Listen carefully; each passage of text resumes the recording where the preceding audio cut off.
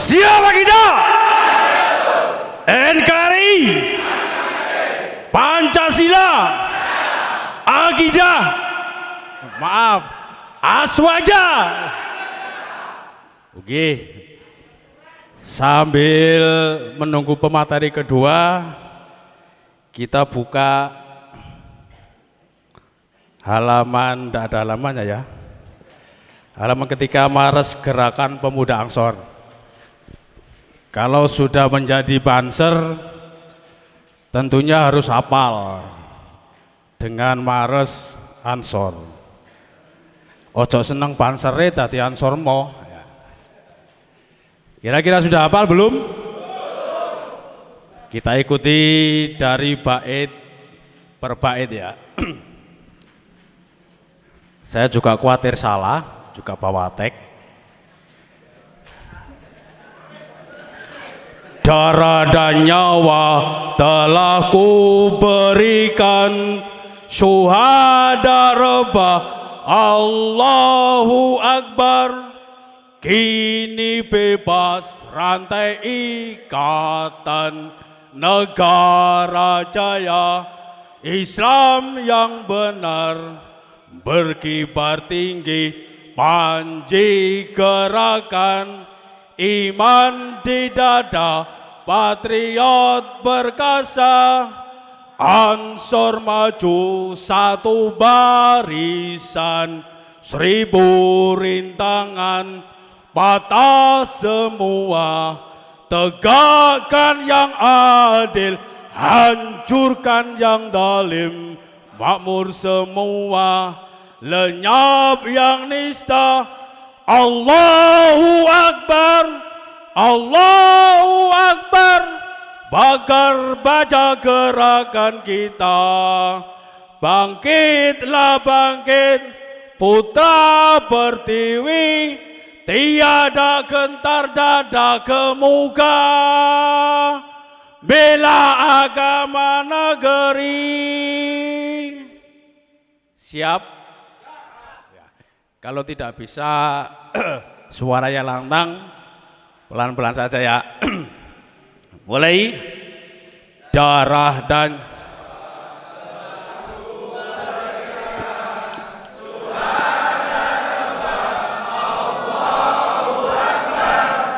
kini bebas rantai ikatan,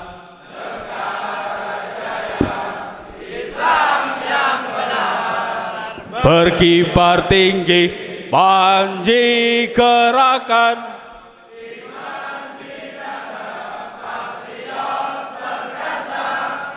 Ansor maju satu barisan,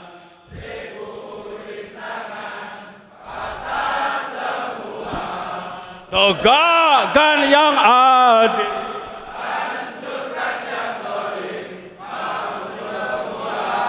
lenyap yang nista. Allahu Akbar, bakar baja gerakan kita. Bangkitlah bangkit,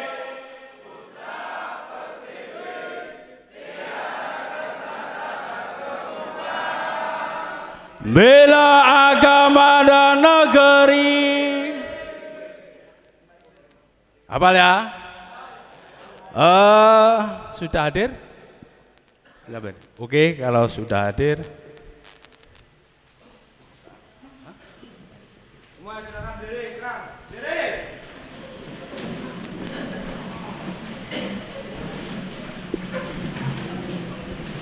Perhatian, semua perhatian. Kalau di dalam kelas, leher dipakai di pundak. Tidak.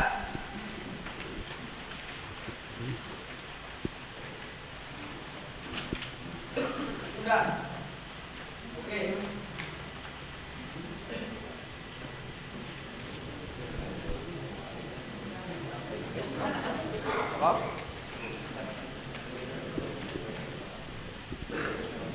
Ketika materi lapangan baru dipakai di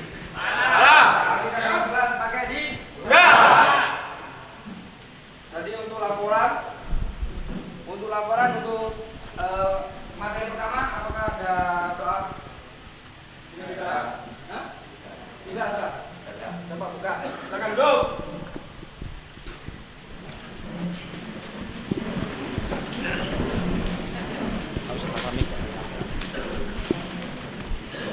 Kita mulai lagi ya.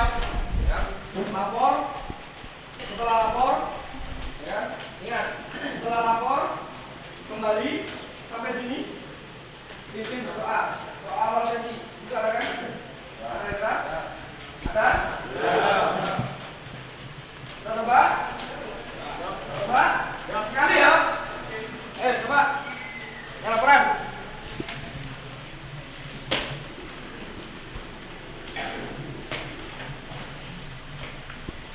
Nyala.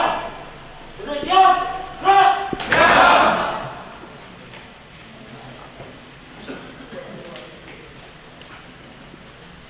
Bapak, siap menerima materi? Kan? Siap, lanjutkan.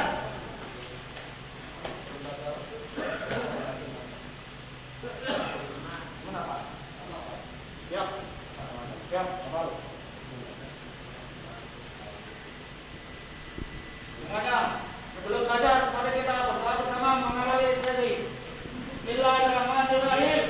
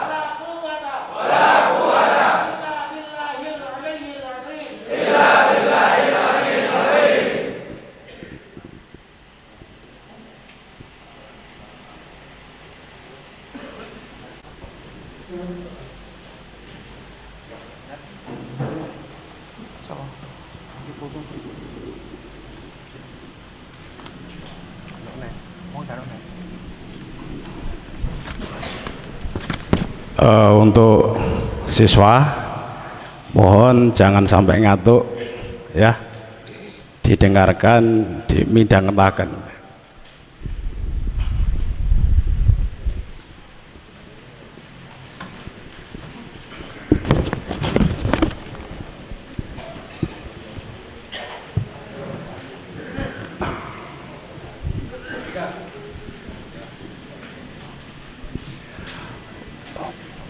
Untuk absen bisa dibagikan, untuk Danton 6 bisa dirangkap mewakili saya karena saya juga diserai untuk Rodik.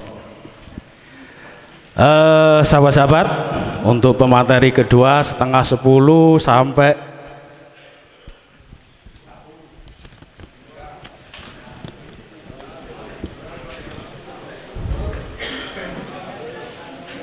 sampai jam 10.15.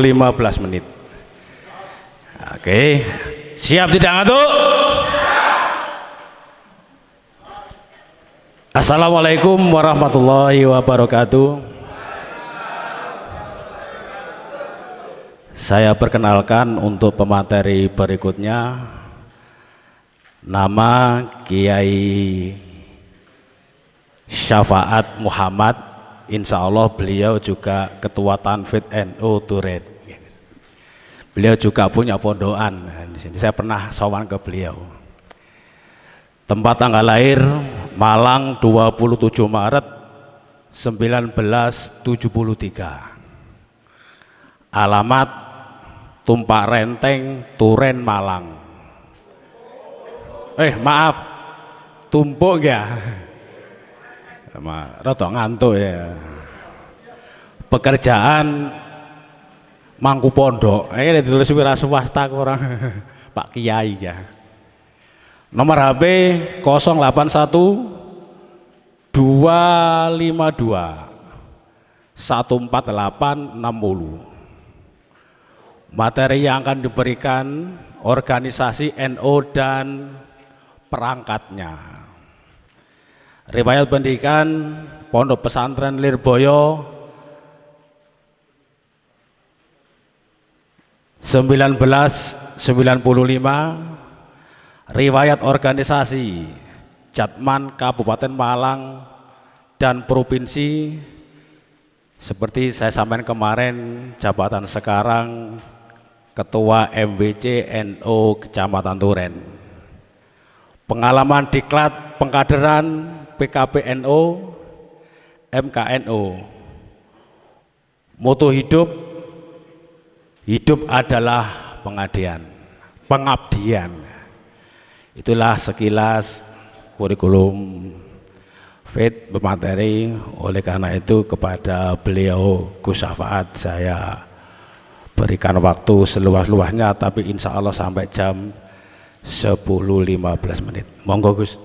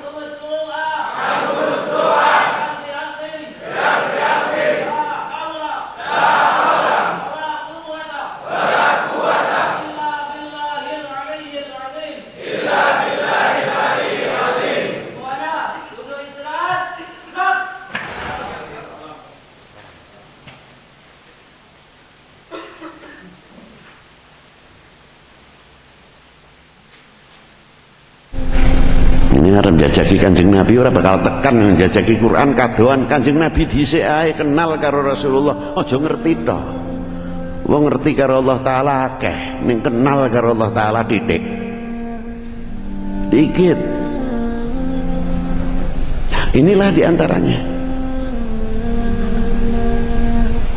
Dan Quran dan baginda Nabi yang menyaksikan siapa? Yang menyaksikan sahabat.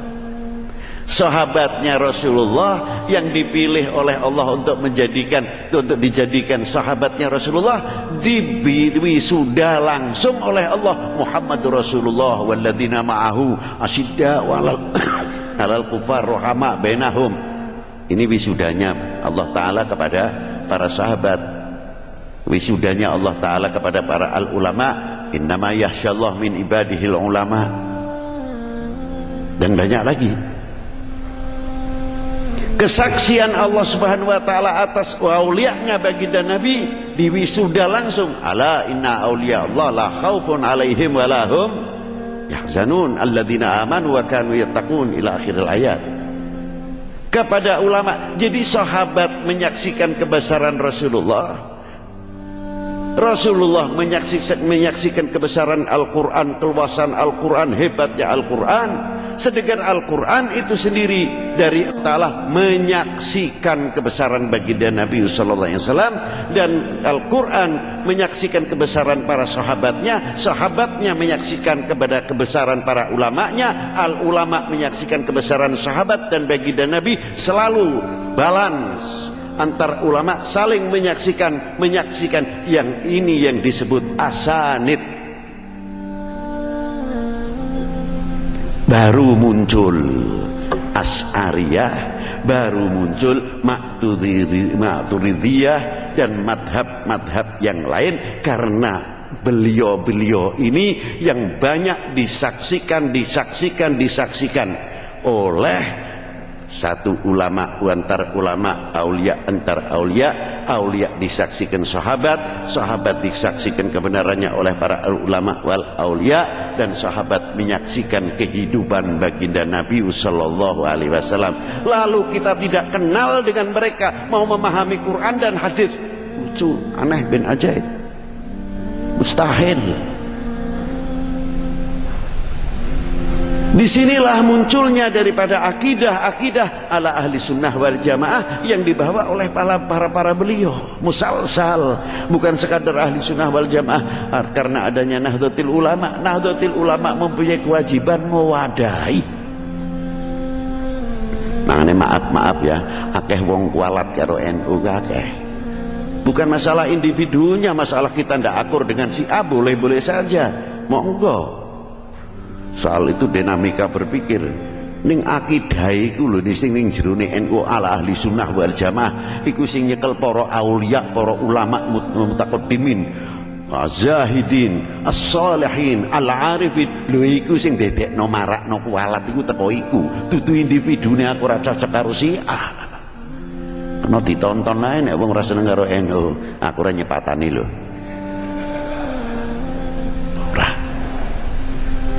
Inilah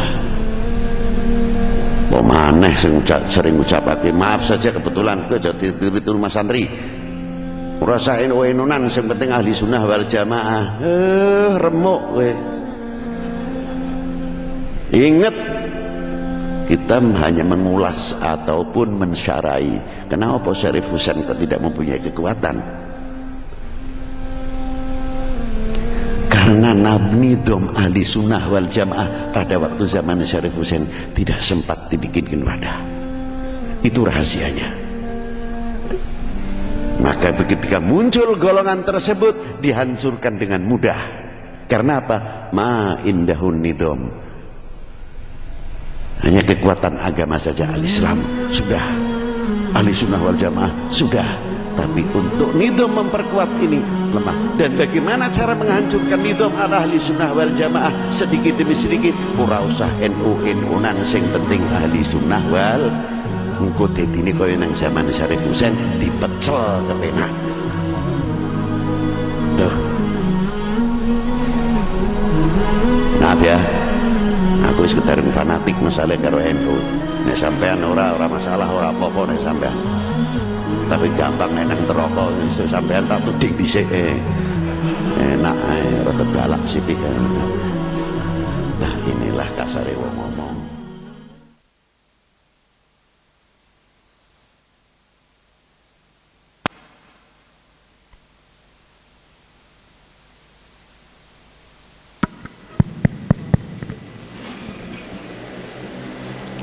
Assalamualaikum warahmatullahi wabarakatuh.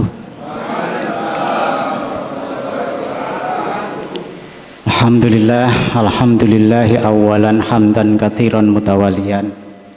Shalli wa sallim saniyan ila hadrati habibina syafina qurrati ayunina sayyidina maulana Muhammadin wa ala alihi wa sahbihi ajma'in. Wa qala rabbi shrah li sadri wa yassir li amri wa hlul 'uqdatam min lisani yafqahu qawli, amma ba'd. Para kiai, para ustadz, jajaran PJ Ansor Kabupaten Malang, jajaran PAJ Ansor Kecamatan Turen dan panitia Diklat SAR yang sangat kami hormati, juga peserta Diklat SAR yang insya Allah akan selalu dirahmati oleh Allah Subhanahu wa Ta'ala. Jumlahnya berapa ini? 100? 200. Ada yang dari luar Turen? Ada berapa orang dari luar Turen? 11. Paling banyak dari ranting mana? Pagedangan jumlahnya berapa? Coba yang Pagedangan angkat tangan. Bisa berdiri yang Pagedangan?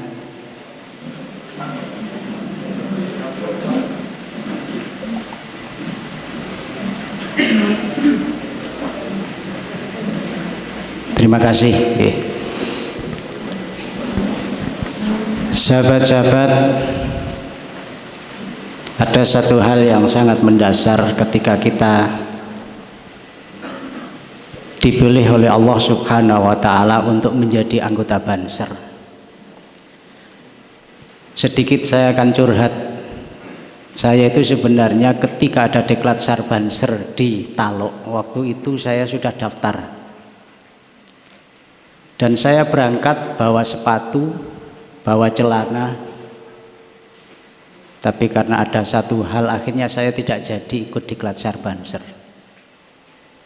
Makanya saya tadi menyampaikan bahwa menjadi Banser itu adalah sebuah anugerah dari Allah Subhanahu wa Ta'ala.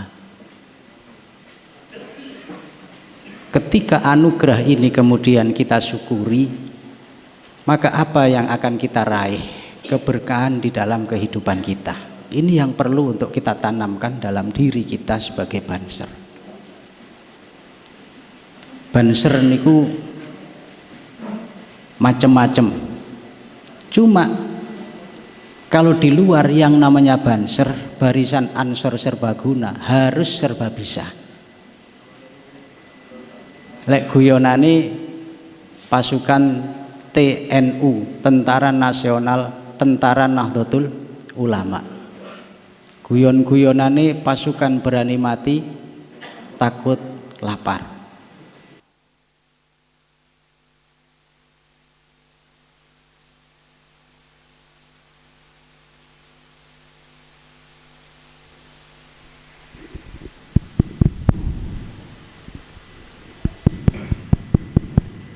Makanya banyak kisah-kisah lucu tentang Banser. Insya Allah panjenengan sedaya nanti setelah resmi menjadi Banser, panjenengan akan masuk surga lebih dahulu daripada warga Nahdliyin yang lain. Bahkan panjenengan akan mendahului para kiai. Karena apa? Guyonane Gus Muafik, panjenengan sudah biasa cek lokasi. Lek cek lokasine swarga mboten napa-napa, lek cek lokasine neraka niki ayah. Di mana madhab itu mengatakan laki-laki perempuan bila bersentuhan kulit tidak batal, asalkan mboten sampai gak sampai sah. Wah, saiki ndelok tok wis ya wis wallahu a'lam.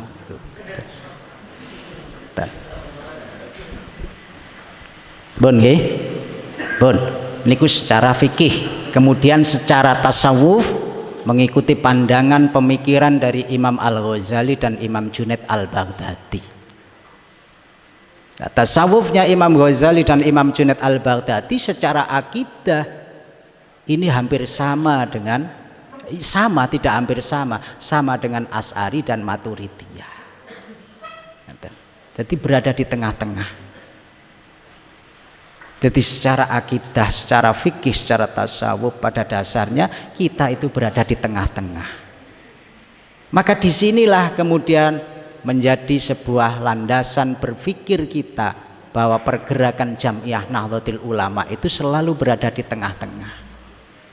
Tidak ke kanan-kananan, juga tidak ke kiri-kirian. Karo kelompok ekstrim kanan juga tidak, ekstrim kiri juga tidak. Meskipun terkadang Nahdlatul Ulama juga gandengan dengan ekstrem kiri, dengan ekstrem kanan.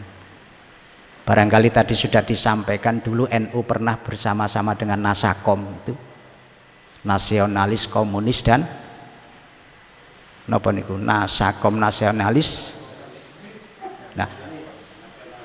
Nah, apakah kemudian NU ini termasuk PKI? Bukan. NU dulu juga pernah dekat dengan Habib Rizik, juga pernah, tapi tetap punya komitmen kuat bahwa NU berada di tengah-tengah, tidak ke kanan-kananan, tidak ke kiri-kirian. Makanya ketika NU diajak bareng-bareng diprovokasi untuk gerakan kelompok-kelompok gerakan radikal untuk demo dan lain sebagainya, NU tidak bergeming, NU diam saja. Andai NU niku mau ikut, ini bisa dibuktikan ketika pucuk pimpinan GB Ansor dihujat gara-gara toa. Andai NU gelem watuk, bansere gelem watuk titik ngoten mawon, horeg niku Indonesia. Tapi NU tidak mau. Karena apa? Karena NU akan selalu berada di tengah-tengah. Nikilah. Maka dari itu, sedikit masuk kepada materi. Setelah kita memahami tentang faham keagamaan NU, bahwa ada 3 hal yang mendasar. Ada 3 hal yang mendasar. Bisa dikembalikan, Mas. Bahwa Jam'iyah Nahdlatul Ulama niki ada 3 hal yang mendasar. Ini yang semuanya harus kita lakukan. Kalau kepingin dianggap banser NU yang 100%, 3 hal ini harus dilakukan. Yang pertama amaliyahnya, amaliyah nahdiyahnya. Lek ono banser kok gak tahlilan, ya berarti diragukan. Ono banser kok gak manakiban, ya diragukan, dipertanyakan. Yang kedua, amaliyah clear nggih. Saya yakin panjenengan sedaya niki amaliyah NU, akidah nggih NU. Nah, setelah amaliyah harus fikroh. Fikrohnya harus sama, mindsetnya harus sama. Panjenengan menjadi banser, fikroh panjenengan harus sama. Kalau panjenengan menjadi banser kok tujuan akhirnya aku kok jane lek waya ana wong mantu jane di kongkon ngepam saumpama. Wis beda maneh. Tapi fikrohnya apa? Dalam rangka khidmah, pengabdian kepada para ulama. Kemudian harokah. Setelah mindsetnya sama, harokahnya juga harus sama. Makanya di banser diajarkan yang namanya baris berbaris. Tujuannya agar supaya dari atas ke bawah, kalau atas bilang A, bawah nggih tetap A. Praktek yang ada sekarang, atas bilang A, bawah Z. Saya pernah waktu itu masa-masa Covid, dan Ramil niku menyampaikan di NU itu kan apa kata kiai, apa kata ulama. Kalau kiainya mengatakan tidak Jumatan, insya Allah umat ya akan tidak Jumatan. Kalau kiainya mengatakan nggak usah sholat Idul Adha, kemarin waktu sholat Idul Adha yang berpolemik itu loh, maka umat juga akan ikut. Saya jawab, ngapunten dan di NU itu tidak seperti di militer. Di NU bener ada banser, tapi tidak seperti di militer. Kalau militer pucuk pimpinan bilang A, di bawah bilang A, akan mengerjakan A. Tapi kalau di NU belum tentu. Kalau di NU atas bilang A, bawah bilangnya bagaimana? Sik tak nang warung kopi dhisik. Makanya dengan diklat banser inilah bagaimana kemudian nanti instruksi-instruksi dari atas bisa terserap ke bawah. Dan kita benar-benar satu komando.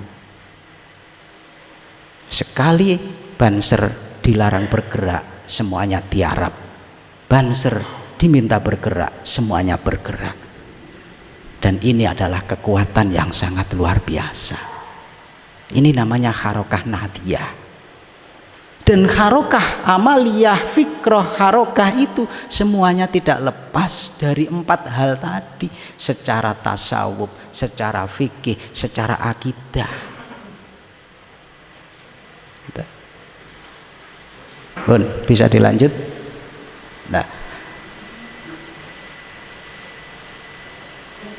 menjaga tradisi, bermadhab, sanad, berkesinambungan. Ini penting, menjaga tradisi. Yang kemarin viral, ada kelompok yang nopo niku jenenge di Semeru itu apa? Sesajen, ini Pak Sesajen. Kalau NU tidak demikian. NU itu selalu menghargai dan menghormati budaya-budaya yang ada. Kalau toh di sana terdapat hal-hal yang bertabrakan dengan agama, NU berusaha untuk memperbaiki. Dulu ketika kematian ada tradisi, bahkan konon katanya, apakah benar apa tidak, mungkin Dan Sotik tahu, di daerah gunung sana niku enten, kalau ada orang mati itu selamatannya tidak hanya 7 hari sampai 40 hari. Kenapa? Karena di sana dibuat ajang judi. Saya pernah dapat informasi semacam itu. Nah, disitulah NU kemudian masuk. Pitung dinanan tidak diisi dengan perjudian, tapi 7 harian diisi dengan kalimat-kalimat thayyibah. La yambagi al-khuruj minal adah illa fil haram. Tidak baik keluar dari adat tradisi budaya setempat kecuali di dalamnya ada unsur haram. Seperti halnya sajen. Sajen itu mungkin ada hal-hal yang perlu diluruskan, tapi tidak perlu kemudian sajen itu disepak sehingga melukai hati mereka yang mempercayai. Kalau toh ada hal-hal yang keliru, ini yang harus diluruskan. Saya teringat Habib Lutfi Ali bin Yahya ketika memberikan mauidhah pada saat larung sajen di sebuah laut selatan di daerah Jawa Tengah. Beliau mempersilahkan, tapi dengan niat ketika melempar kepala kerbau, niatkan sodakoh kepada ikan-ikan yang ada di lautan.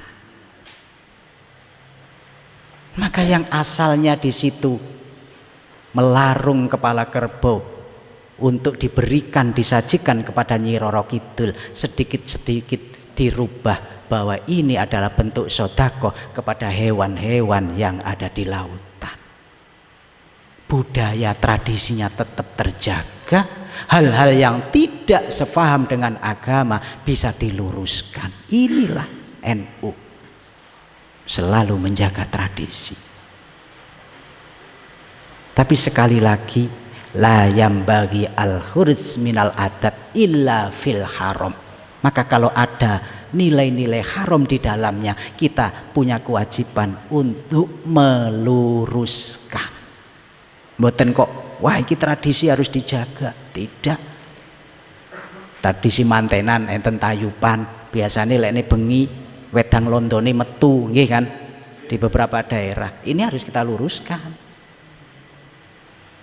Itu memang tradisi. Kita tidak boleh kemudian menghiakan, wis tradisi gak apa-apa, nggak bisa. Rusak nih mungkin. Nah, kita melakukan ritual-ritual keagamaan sebenarnya yang kita amalkan di dalam NU itu semuanya adalah perpaduan antara agama dan budaya. Makanya kenapa ciri khas Islam di Indonesia tidak sama dengan Islam yang ada di Saudi Arabia. Kalau Islam di Saudi Arabia mungkin ketika banseran tidak memakai pakaian semacam ini, mungkin pakai jubah. Dan mungkin di sana tidak ada yang namanya neloni, mitoni dan lain sebagainya. Tapi di sini kenapa kok ada? Pinter-pintere ulama. memadukan budaya dan agama. Cuma kadang niku ya ana sing kebablasan. Kadung kebudayaan agamane ditinggal ya ono, kadung keagamaan budayane nggak dilakukan juga ada. Nah, NU harus berada di tengah-tengah. Madhabian, bahwa kita beragama harus bermadhab, ini mutlak.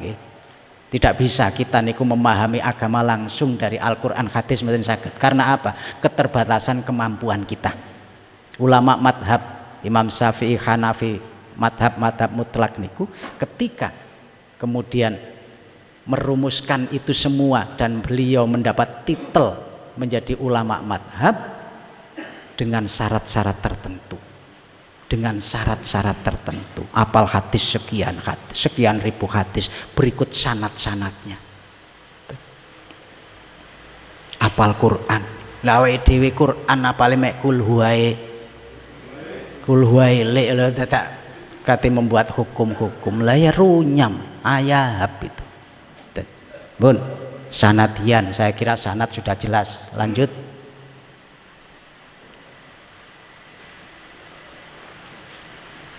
Fikroh NU selalu berkembang, selalu dinamis, taswifian, menjernihkan, boten gawe ruwet, tawasutian, moderat, manhajian, metodologis. Lanjut.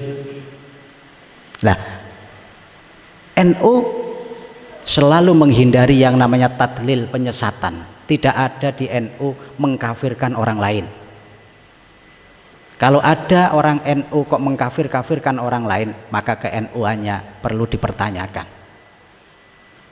Kemudian tafrik, di NU tidak ada yang di situ berusaha untuk memecah belah. NU selalu mengedepankan persatuan. NU selalu mengedepankan kebersamaan. Kalau ada orang NU kok kemudian senengane mecah belah, maka harokahnya masih perlu dipertanyakan, ke NU-nya perlu dipertanyakan. Takfir, ifsad, irdad, apalagi pemurtatan, ini bahaya sekali. Jadi ada kelompok-kelompok yang memurtadkan kelompok lain yang tidak sefaham. Padahal ada sebuah hadisnya, layar mirojulun bil kufri au bil fusuk illar tadat alaihi illam yakun sahibu kadzalik. Orang yang menuduh saudaranya kafir atau fasik, maka tuduhan itu akan kembali kepada dirinya kalau yang dituduh ternyata tidak kafir, tidak fasik. Ini kan bahaya. Berarti kesimpulan dari dawuh itu, mereka-mereka yang menuduh golongan lain kafir murtad, justru merekalah yang kafir dan murtad, karena akan kembali kepada dirinya. Lanjut. Niki dalam konun asasi perlunya kebersamaan. Lanjut. Nah, pun masuk kepada tentang ke-NU-an dan organisasi. Tadi sudah saya sampaikan bahwa NU sanad keilmuannya jelas, meskipun kita jauh dengan Rasulullah. Apa perlunya kita ber-NU? Tadi di slide video Habib Lutfi menyatakan bahwa dulu di Saudi Arabia Ahli Sunnah wal Jamaah pernah jaya zaman Syarif Hussein, kisaran antara 1920 sekian. Namun ternyata pada akhirnya Ahli Sunnah wal Jamaah yang kala itu dipegang oleh Syarif Hussein sebagai penguasa digulingkan oleh Bani Saud yang berfaham Wahabi. Kenapa? Saudi Arabia yang kala itu kuat Ahli Sunnah wal Jamaahnya, sampai banyak ulama-ulama Indonesia yang ngaji mondok di Saudi Arabia. Tapi kemudian di tahun 1920-an mereka dihancurkan oleh paham Wahabi melalui Bani Saudnya. Karena apa? Karena di Saudi tidak ada organisasi yang menaungi Ahli Sunnah wal Jamaah. Laisan nidham, di sana tidak ada organisasi. Nah, di Indonesia sampai hari ini meskipun NU digencet kanan kiri, kenapa NU kok tetap berkibar? Ahli sunnah wal jamaah kok tetap berkibar? Karena ahli sunnah wal jamaah diorganisir oleh Nahdlatul Ulama. Maka kalau ada gerakan-gerakan gak usah NU-NU-an. Sekarang NU itu banyak liberalnya, sekarang NU itu banyak PKI-nya. Itu adalah sebenarnya untuk mempengaruhi agar supaya kita tidak ber-NU, sing penting ahli sunnah wal jamaah. Maka Habib Lutfi mengatakan, kalau sampai ada yang bilang gak usah NU-NU-an, sing penting ahli sunnah wal jamaah, maka tunggu saatnya. Satu saat ahli sunnah wal jamaah akan dilibas oleh faham-faham wahabi, dilibas oleh faham-faham takfiri, faham-faham yang selama ini memungsuhi ahli sunnah wal jamaah. Betul masuk akal NU ketika digencet kanan kiri, secara logika NU wis buyar. Kasusnya Kiai Said Akil Sirot yang mereka framing koyok Kiai Said itu begini antek Syiah dan lain sebagainya, belum lagi yang liberal dan lain sebagainya.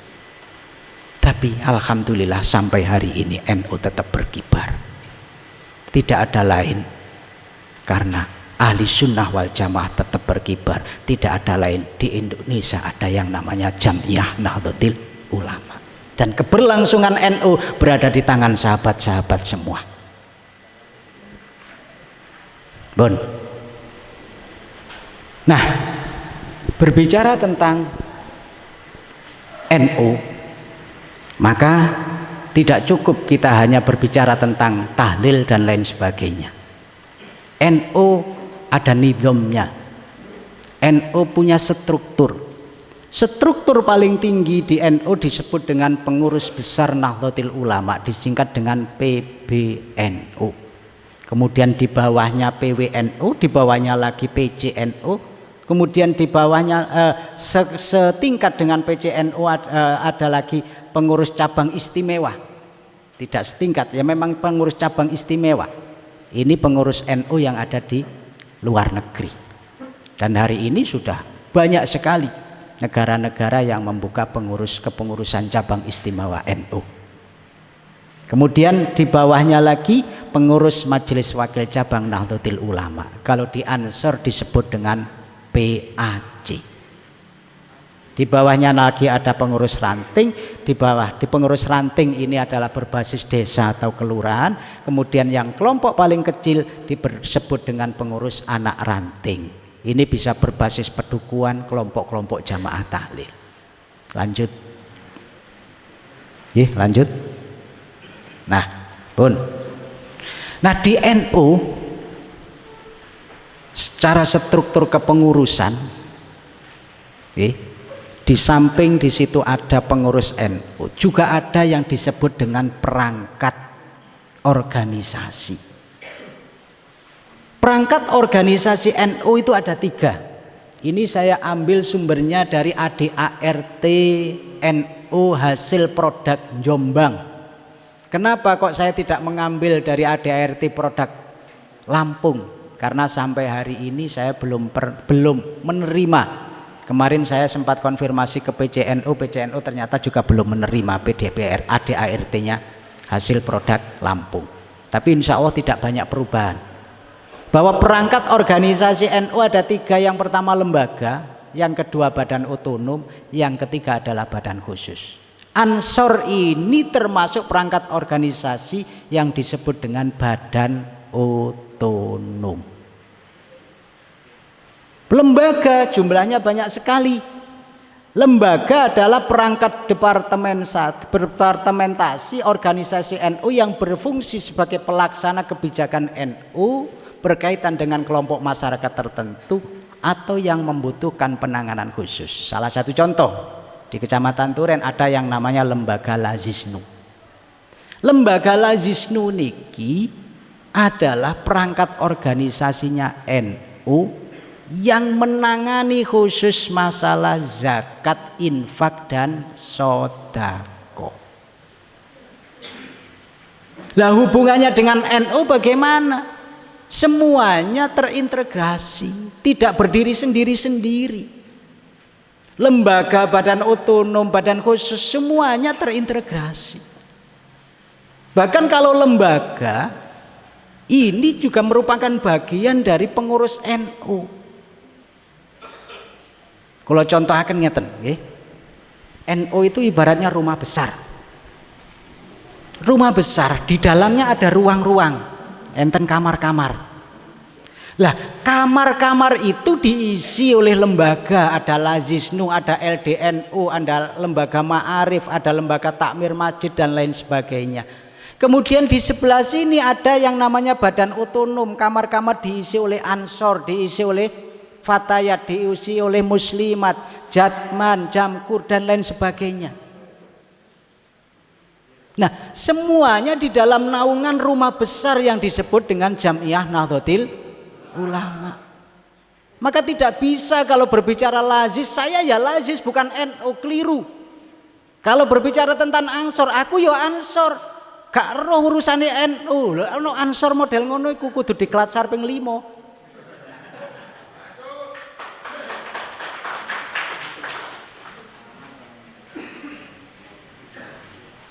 Karena apa? Yang kita bangun bukan rumah kecil-kecil kotak-kotak itu. Yang kita bangun adalah rumah besar yang disebut dengan Jam'iyah Nahdlatul Ulama. Kita harus mengembangkan sektor-sektornya sendiri. Lazisnu harus mengembangkan sektornya sendiri. Ansor sebagai badan otonom pun juga demikian. Fatayat Muslimat. Tapi jangan lupa kemudian kalau kemudian nanti pada akhirnya terjebak pada ego-ego sektoral, jangan sampai.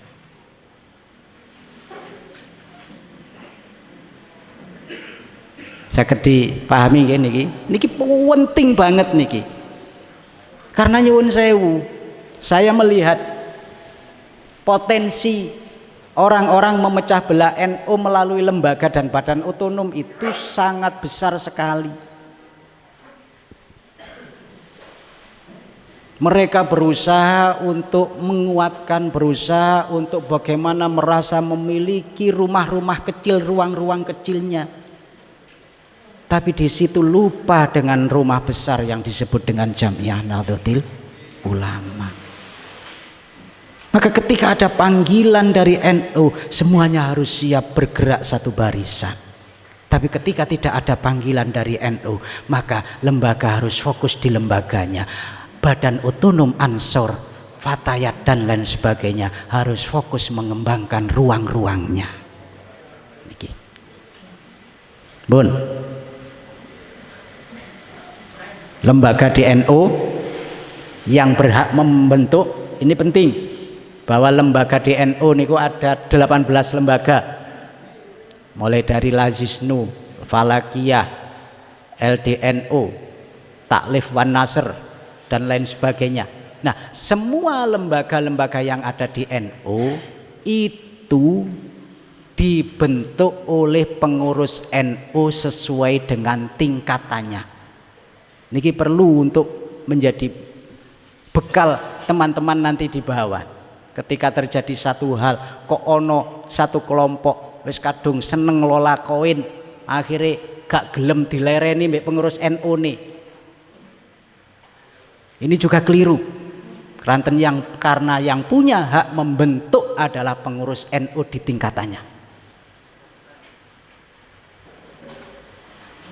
Ini Kleresan dan Sotik niki pas pendekar koin di Poncokusumo beliau ini. Dan biasa nih mereka merasa enjoy dengan kerajaannya sendiri-sendiri, lupa dengan kerajaan besarnya yang disebut dengan Nahdlatul Ulama. Nah, demikian juga di Ansor pun juga demikian. Nanti kita berbicara tentang badan otonom, beda lagi mangke. Ketika berbicara badan otonom dan lembaga sudah beda lagi. Itu lembaga.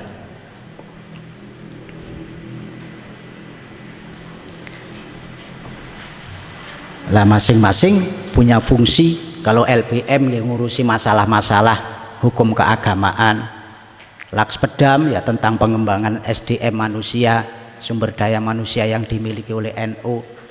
Kemudian Les Bumi niki biasanya sing seneng dengan hal-hal yang bersifat budaya dan tradisi biasanya. Ada lembaga wakaf, ada lembaga penanggulangan bencana. Lanjut, nah pun beralih pada pasal berikutnya. Tadi lembaga sudah. Pasal 18 berbicara tentang badan otonom. Badan otonom adalah perangkat organisasi Nahdlatul Ulama. Ini perlu diingat-ingat. Yang berfungsi melaksanakan kebijakan NU yang berkaitan dengan kelompok masyarakat tertentu dan beranggotakan perorangan, orang per orang. Pembentukan badan otonom diusulkan oleh PBNU, ditetapkan dalam konferensi dan dikukuhkan di dalam muktamar. Seperti halnya Ansor. Atau saya contohkan Jatman. Jatman itu sebelum resmi menjadi badan otonom namanya bukan Jatman, tapi Jatmi namanya kala itu. Jamiah Ahli Thoriqah Indonesia. Kemudian diusulkan ke PBNU untuk dijadikan sebagai badan otonom, maka beralih menjadi Jatma. Makanya menawi panjenengan punya komunitas nopo kepingin jadi badan otonom, silahkan usulkan ke PBNU, komunitas ngopi Indonesia misal saumpamanya.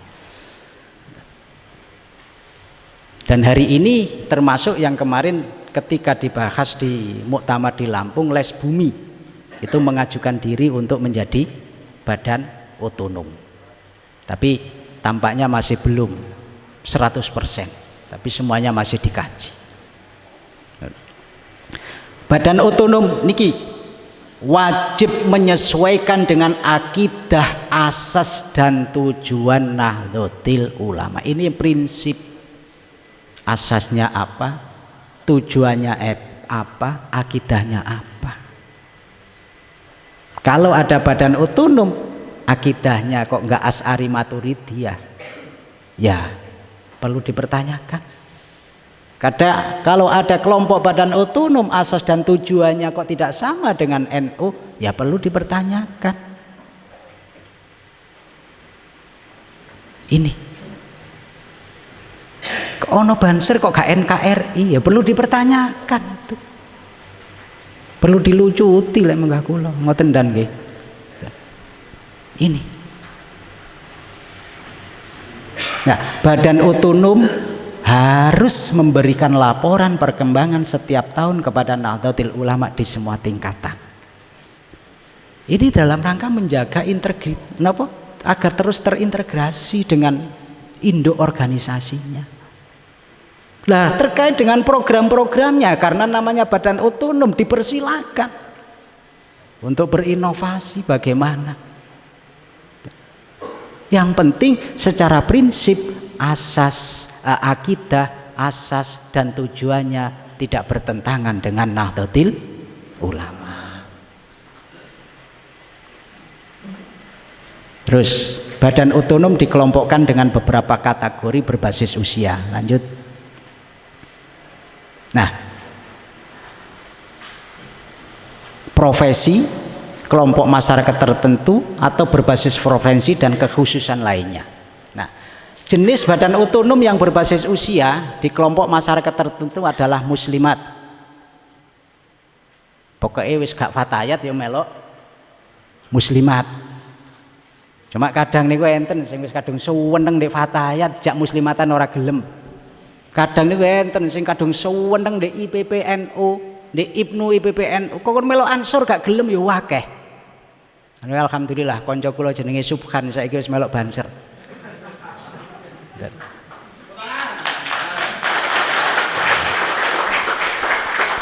Fatayat itu berbasis usia maksimal 40 tahun.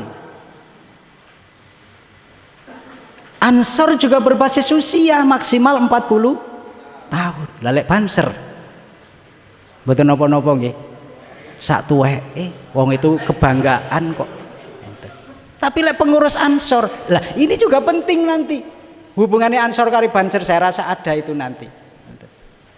Kadang niku gelem melok Banser tapi gak gelem melok Ansor, lho aneh kan niki. Sing aneh maneh gelem melok Ansor tapi gak gelem melok NU. Waduh, wis aneh maneh.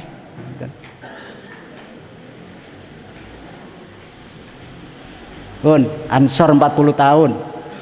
PMII 30 tahun. IPNU IPPNU 27 tahun. Lanjut. Nah, niku 27 tahun. Makanya saya sebut bahwa Ansor itu adalah sebenarnya badan otonom pengkaderan. Kenapa? Karena dari Ansor lah yang nanti akan menempati pucuk pimpinan di Jamiah Nahdlatul Ulama. Insya Allah kalau pengkaderan ini berjalan dengan baik, maka stok pengurus NU tidak akan habis. Sikulo niku kelingan. Saya ketika nderek khidmah di MWC Turen 15 tahun yang lalu, jenenge golek pengurus angel mboten karu-karuan. Wis pokoke ana wong sregep nang masjid, ana wong sregep ngaji dadekno pengurus. Tapi alhamdulillah hari ini stok kita melimpah. Dan tinggal bagaimana kemudian stok-stok ini kita distribusikan ke Ansor, ke Fatayat, ke Muslimat dan lain sebagainya. Niki. Bun, lanjut. Bun. Badan otonom berbasis profesi dan kekhususan. Jadi lek wau muslimat, muslimat itu berbasis usia, Fatayat, Ansor, IPNU, IPPNU berbasis usia. Ada yang berbasis profesi dan kekhususan. Yang pertama adalah Jatman, Jamiah Ahli Thariqah Al-Mu'tabarah An-Nadhiyah. Anggotanya siapa? Pengamal Thariqat Al-Mu'tabarah, para pecinta-pecinta amalan thariqah. Di Kabupaten Malang niku kathah thariqah. Ada Qadiriyah, Naksabandiyah, Satoriyah, Alawiyah, ada Syadziliyah, ada Tijaniyah. Dan itu adalah thariqat-thariqat yang muktabar. Para pengamal dihimpun di dalam organisasi yang disebut Jamiah Ahli Thariqah Al-Mu'tabarah An-Nadhiyah.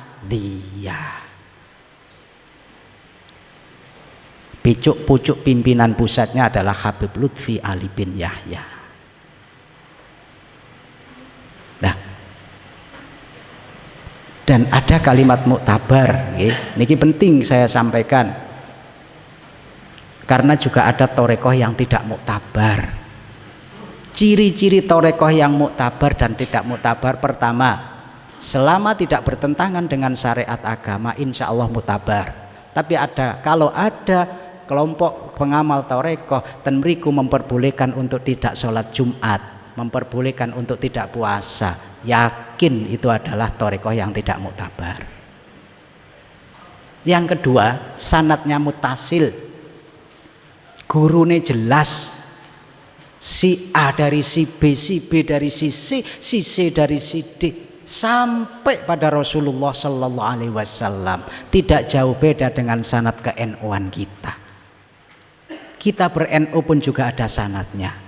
Bukan sekedar gerudak-geruduk, tidak, tapi kita bersanad. Ini penting. Bun, yang berikutnya adalah JKH Jamiah Qura' wal Hufad, yang beranggotakan para hafidh-hafidhoh. Kemudian yang berikutnya lagi ISNU, Ikatan Sarjana Nahdlatul Ulama. Berikutnya lagi Serikat Buruh Muslimin Indonesia, Sarbumusi. Lajeng ada Pagar Nusa, niki pencak silatnya yang ada di NU, yang resmi menjadi badan otonom. Bahkan kula lek ni saged banser-banser niku pencake Pagar Nusa. Aneh kalau ada banser pencake kok Setia Hati, itu aneh. Bukan berarti panjenengan yang sudah setia hati nggak apa-apa. Napa niku? Sing wingi bentrok di Banyuwangi ini napa? PSHT. Tidak apa-apa ikut itu. Betul napa-napa, tapi akan lebih afdal ketika panjenengan mengikuti pagar nusa. Pun berikutnya lagi pergunu, bukan perdunu lagi. Perdunu, lek perdunu Persatuan Dukun Indonesia. Persatuan Dukun NU. Serikat Nelayan Nahdlatul Ulama, Ikatan Seni Hadra Indonesia. Ini yang sekarang tampaknya sudah mulai harus kita hidupkan lagi. Ishari. Ishari ini badan otonom. Sekarang tenggelam dengan yang namanya Al-Banjari. Mestinya awake dhewe ya kudu ngurip-ngurip Ishari. Kalau dhewe nggih izin. Kebetulan saya aktif mengikuti dan ada jamaah Al-Banjari. Ada yang bertanya, kok mboten damel Ishari mawon sih Gus, kok dikampleng ngoten rasane niku. Tapi nggih, itulah. Ampun. Badan khusus itu adalah seperti panitia ad hoc ngoten niku lho nggih. Dibentuk sesuai dengan kebutuhan. Dan ini resmi sebagai perangkat. Pun lanjut.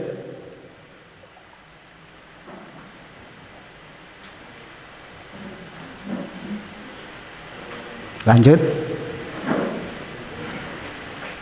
Pun dibalik akan dikembalikan scroll ke atas yang Arab-Arab tadi.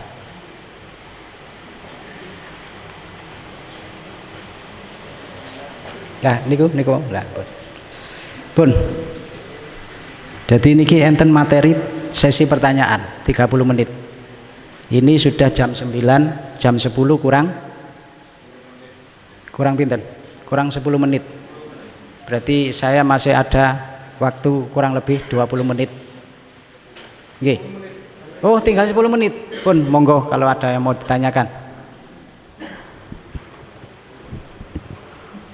Monggo untuk sahabat-sahabat yang mau bertanya, mengacungkan tangan, nama, utusan dari ranting mana.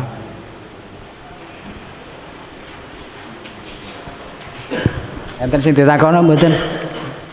Lek mboten enten ditakono berarti wis paham atau bisa jadi nggak paham. Nggih. Berdiri. Sebutkan nama, utusan dari mana? Aju. Assalamualaikum warahmatullahi wabarakatuh. Nama saya Denastia Utama dari Ranting Beringin, Kecamatan Wajak. Gus. Saya ingin menanyakan ini tentang Jatman tadi nih, Torikoh. Di daerah saya kebetulan beberapa keluarga saya ini mengikuti, ini boleh disebut nggih Gus? Mengikuti Wahidiyah. Wahidiyah niku termasuk Torikoh yang muktabar atau gimana itu tadi maksudnya, atau yang bukan anggota dari Jatman itu Gus? Soalnya juga ada yang adik saya itu ikut seperti banser ini tapi miliknya Wahidiyah itu. Ya, cukup sekian pertanyaan saya. Wallahu muwaffiq ila aqwamit thoriq. Wassalamualaikum warahmatullahi wabarakatuh. Ada lagi? Dibuka 2 pertanyaan, monggo. Enggak ada sing takon banser rabi loro oleh apa ora ngoten. Nggih. Jadi ngeten. Thoriqah al-Mu'tabarah an-Nahdiyah. Ada 2 hal yang tadi sudah saya sampaikan. Yang pertama, kategori itu muktabar adalah tidak bertentangan dengan syariat agama. Ini penting. Karena banyak para pengamal thoriqah yang karena merasa dirinya sudah wusul kepada Allah Subhanahu wa taala, kemudian meninggalkan sholat itu banyak. Kayak kula mastani niku jenenge mabuk thoriqah. Yang kedua sanadnya mutasil. Nah, terkait dengan Wahidiyah, bahwa di Indonesia hasil produk Muktamar Jatman ada 42 thoriqah muktabaroh yang diakui. Dan nyuwun ngapunten, Wahidiyah itu bukan bagian dari thoriqah. Wahidiyah adalah pengamal sholawat, bukan kumpulan pengamal thoriqah. Ngoten nggih? Jadi tidak bisa disebut dengan pengamal thoriqah. sedekah, tapi pengamal sholawat. Nah, yang menjadi masalah niki sholawat wahidiyah iki di NU statusnya bagaimana?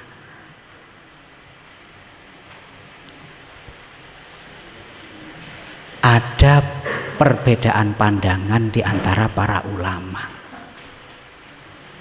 Kalau saya Kranten kula niku santri Lirboyo, di Pondok Lirboyo di masjid yang lama terpampang jelas tanda tangan Kiai Marzuki Dahlan, tanda tangan Kiai Mahrus Ali. Santri Lirboyo dilarang mengamalkan sholawat wahidiyah.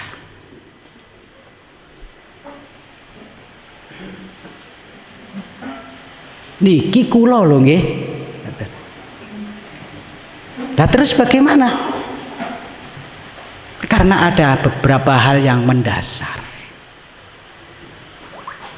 Jadi sholawat wahidiyah itu dari mana? Sumbernya dari mana? Ini perlu untuk ditelusuri. Kula mboten mantun kemudian untuk mengatakan bahwa wahidiyah itu sesat, saya nggak berani. Saya mengikuti guru saya. Karena guru kula melarang, ya saya nggak ikut sholawat wahidiyah. Saya rasa natijah dari apa yang saya sampaikan panjenengan sudah bisa merekam itu. Arahnya kemana? Saya rasa sudah bisa. Tapi pun ngantos kemudian panjenengan pulang dari sini sampean gak muktabar loh, tutup toreko, tidak. Jangan semacam itu. Karena apa? Karena di NU ketika berdakwah tetap harus mengedepankan akhlakul karimah. Masa noto mereka bukan hanya wahidiyah, kelompok yang lain itu menurut pandangan kita tidak benar, tapi bukan berarti kemudian kita berhak untuk menjelek-jelekan mereka. Bisa diterima nggih? Itu terkait dengan sholawat wahidiyah.